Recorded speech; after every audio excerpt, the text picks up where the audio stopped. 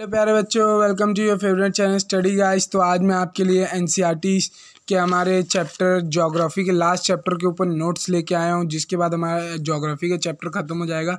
तो मैंने जब इस पोर्शन का बच्चों रीडिंग किया तो मुझे उतना कुछ इंपॉर्टेंट पार्ट नहीं लगा, सिर्फ वो थ्योरेटिकल पार्ट यानी याद करने वाला पार्ट लगा। तो मैंने सोचा कि क्यों ना आपको बुक में ही अंडरलाइन करा दूँ, आपके लिए भी ईजी रहेगा, शॉर्ट फॉर्म में रहेगा और मैं आपको मीनिंग समझा दूँ तो आपके लिए और आसान हो जाएगा। तो स्टार्टिंग करते हैं। पहला हमारा है सेक्स रेशियो। तो सेक्स रेशियो क्या होता है? It is defined as the number of female per 1000 of males in a population.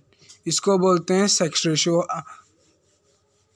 कि कितनी महिलाएं पर 1000 पुरुषों पे हैं, उसको बोलते हैं सेक्स रेशियो। अगर आपको according to 2021 census there are 1064 females on per 1000 of mails. ठीक है, तो ये हमारा 2021 का सेंसस था। और बच्चों, अगर आपसे पूछे तो सेक्स रेशियो के बारे में हम लोग क्यों पढ़ते हैं, तो इसके बारे में हम लिख सकते हैं the extent of equality between males and females in a society at a given time. टू मतलब कि हम लोग पहले ही से जानते हैं, पहले इन्फेंट मोर्टिलिटी रेट हाई था, female infant mortality rate high था। फीमेल मीन्स महिलाएं, infant means baby, mortality rate मान लो कि मारने का उनका जो रेट था वो बहुत ही हाई था। ऐसा क्यों होता था? उस समय के लोग पढ़े लिखे नहीं थे, तो वो लोग सोचते थे खाली लड़के ही घर के लिए ठीक है और लड़कियां नहीं है, तो उन लोग को मार दिया जाता है ज़्यादा। ये सब हरियाणा, राजस्थान इन सब साइड होता था।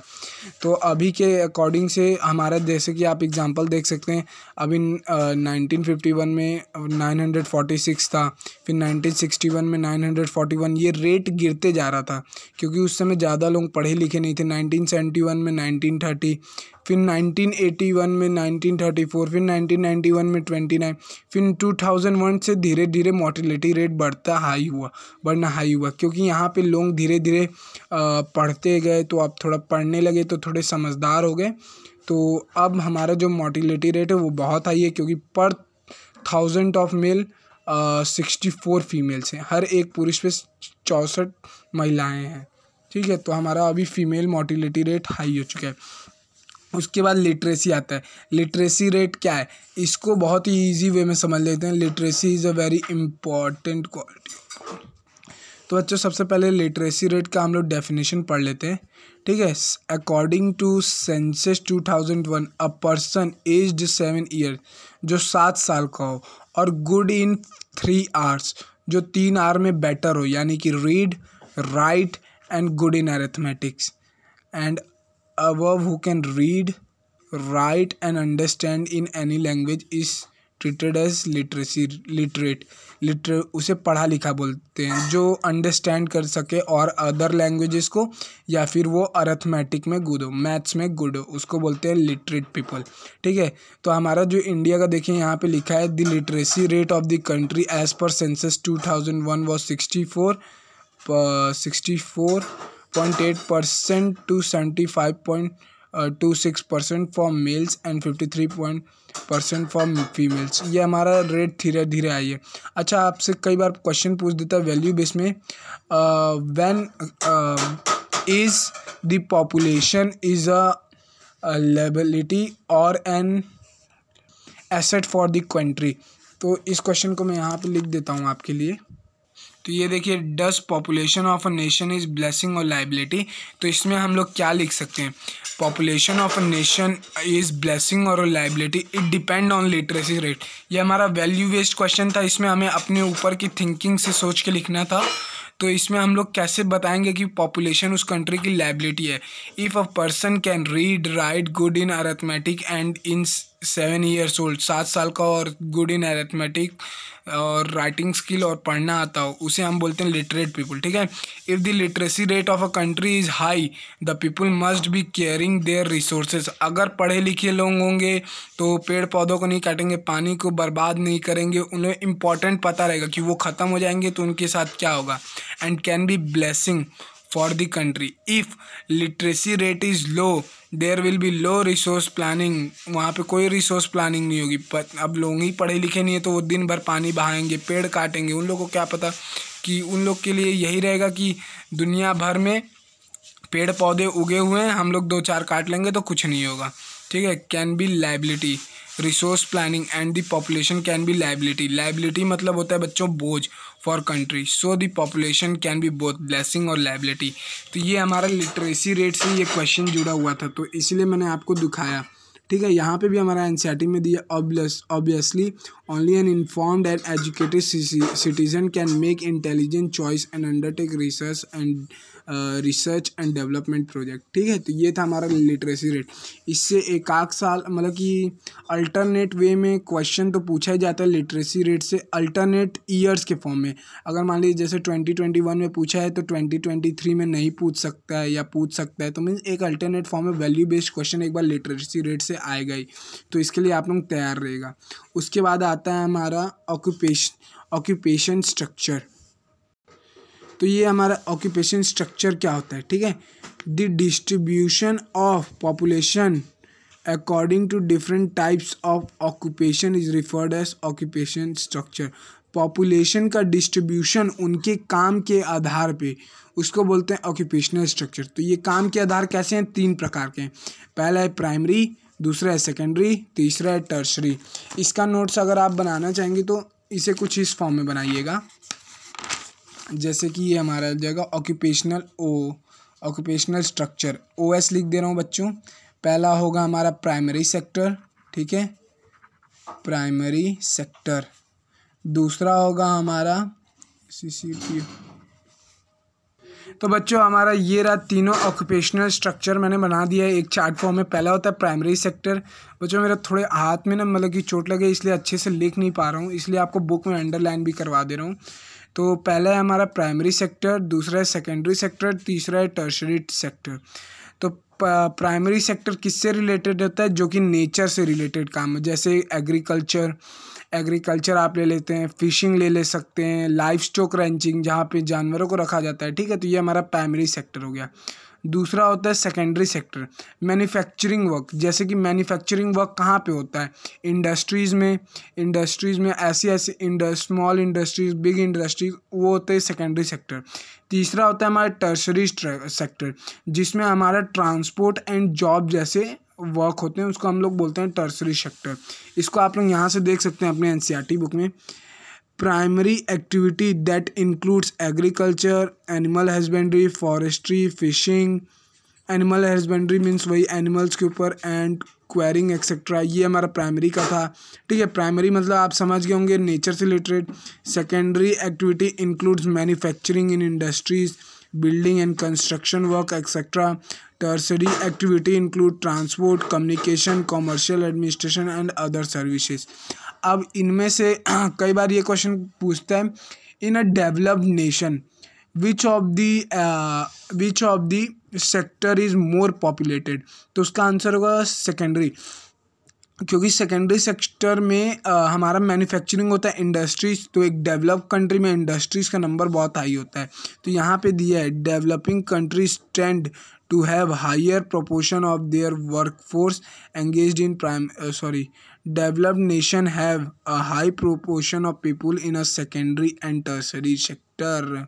सेकेंडरी सेक्टर में सबसे ज़्यादा होते हैं और टर्शरी में, क्योंकि जहाँ पे फैक्ट्री होगी वहाँ पे लोगों को काम मिलेगा। और हमारा टर्शरी सेक्टर क्या क्या इंक्लूड करता है, include transport, communication, administration and jobs and etcetera. हमारे भारत में 64% सीधा प्राइमरी में ही एग्जिस्ट करते हैं, और बाकी के बच्चे 13 और 20% हमारा 13 सेकेंडरी सेक्टर में और 20 हमारा टर्शरी सेक्टर में होते हैं। अब उसके बाद आता है बच्चों हमारा अगला टॉपिक हेल्थ। हेल्थ क्यों इम्पॉर्टेंट है? हेल्थ एक इम्पॉर्टेंट रोल इसलिए प्ले करता है, अगर मान लीजिए हमारे कंट्री के पीपल हेल्दी होंगे, अगर वो लोग हेल्दी होंगे तो वो अगर वो अच्छे से पढ़ते हैं, हेल्दी होंगे तो डेली स्कूल जाएंगे तो डेली पढ़ेंगे तो उन लोग को याद होगा, समझ में आएगा, और वो आगे जाके एक रिसोर्स बनेंगे। क्या है? Health is an important component of population composition which affect the process of development. अगर वो रिसोर्स बनेंगे तो अपने देश के लिए कुछ ना कुछ करेंगे ही, और वो हमारे देश को आगे बढ़ने में हेल्प करेंगे। प्रोसेस ऑफ डेवलपमेंट में तो हेल्थ बहुत ही इम्पोर्टेंट रोल प्ले करता है। हमारे इंडिया में पहले ना हेल्थ ज़्यादा अच्छा नहीं था, लेकिन गवर्नमेंट के देखिए sustained effort by government programmes have register significant improvement।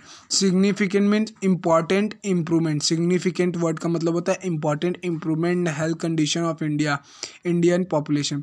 death rate हमारे कंट्री का 25 हैज़ डिक्लाइन फ्रॉम 25 पर 1000 पॉपुलेशन। 1000 में से 25 लोगों का पर डिक्लाइन हुआ है हमारा डेथ रेट। इन 1981 8.1 पर 1000 इन 2001 and life एक्सपेंसी of birth rate है। हमारे देश का बर्थ रेट बहुत ही तेज़ी से इंक्रीज़ हुआ है। लेकिन अगर हम लेकिन बच्चों हमारा जो कंट्री है उसमें अभी भी जो हमारा वो बोलते हैं ना क्या बोलते हैं बिलो पॉवर्टी लाइन किन लोगों को बोला जाता है, जो कि डेली कंजप्शन को वो नहीं कर सकते, जो कि हमारा दिया है the per capital calorie consumption is much below the recommended level and malnutrition affection in a large percent of our population. देखिए इकोनॉमिक्स में आपको पढ़ाऊंगा मैं अभी जो हमारा पॉवर्टी चैप्टर है, नहीं मैं आपको उसको पहले ही से पढ़ा चुका हूँ कि हमारा डिफरेंट टाइप ऑफ हम किसी भी पुरुष या महिला को बिलो पॉवर्टी लाइन कैसे डिफाइन करेंगे।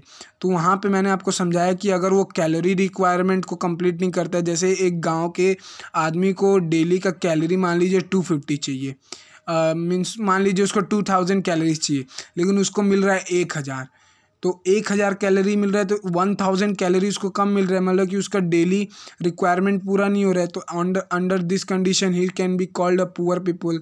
अगर मान लीजिए उसको डेली का पैसा 5000 का महीने का पैसा उसके परिवार के लिए उसको 5000 कमाना है, लेकिन वो कमा रहा है सिर्फ 3000, तो इस कंडीशन पे उसको क्या बोलेंगे हम लोग पुअर पीपल, क्योंकि उसकी नीड से ज़्यादा उसके एक्सपेंडिचर हैं। उसको जितना सामान चाहिए उससे ज़्यादा उसका एक्सपेंडिचर उतना वो लगा देता है। और मान लीजिए एक आदमी को महीने में, अगर एक गरीब है उसको एक आदमी अगर महीने में 500 रुपया खर्चा करता है गांव का, लेकिन उसका एक्सपेंडिचर होता है 600 का, मतलब कि जितना उसका एक्सपेंडिचर है उस रेट तक भी वो नहीं पहुंच पा रहे, मतलब इस केस में भी उसको पुअर होते हैं। ऐसे 3 फैक्टर मैंने आपको इकोनॉमिक्स में पढ़ाए थे। अगर आपने नहीं पढ़े तो पॉवर्टी वीडियो आप देख सकते हैं, उसमें मैंने शुरुआत में ही बिलो पॉवर्टी लाइन को मैंने इसमें समझाया पार्ट 1 में। उसके बाद आता है एडोलेसेंट पॉपुलेशन, ये तो हमारा 10 to 19 ईयर्स का है, ये मैंने आपको समझाया था। यहाँ पे बहुत ही ज़्यादा न्यूट्रिशनल रिक्वायरमेंट होता है कि वो अपना हमारे यहाँ पे, क्योंकि जो बॉडी होता है उसमें बहुत सारे हमारे बॉडी में केमिकल एक्टिविटी इसी एज में हमारे 10 to 19 के एज में कंप्लीट करते हैं, हमें मैच्योर बनाते हैं। तो यही है हमारा एडोलेसेंट पॉपुलेशन में, और ज़्यादा कुछ नहीं। अगर आप लिखना चाहेंगे तो मैं एडोलेसेंट में जो मैंने अभी बताया, adolescents are generally grouped in the age of 10 to 19 years। they are the most important resource for the future। ठीक है, ये हमारा nutritional requirement of adolescent are higher than those of normal child और एन एडल्ट, यही सब आप लिख सकते हैं। और they can be if their nutrition requirement can be fulfilled they can be resource for our country in future. अब आता है हमारा नेशनल पॉपुलेशन पॉलिसी। तो बच्चों हमारा नेशनल पॉपुलेशन पॉलिसी क्या है, इसमें क्या हुआ, जब हमारे देश का जो बोलते हैं ना कि कोई डेवलपमेंट नहीं हो रहा है, तो गवर्नमेंट ने एक प्लान किया कि हम चलो अपने लोगों को डेवलपमेंट कराते हैं। अगर लोग डेवलप्ड होंगे तो वो एक रिसोर्स बनेंगे कंट्री के लिए, जैसे मैंने अभी आपको समझाया था। तो government of India initiated the comprehensive family planning programme 1952। 1952 से इंडियन गवर्नमेंट ने एक नया प्लान इंट्रोड्यूस किया कि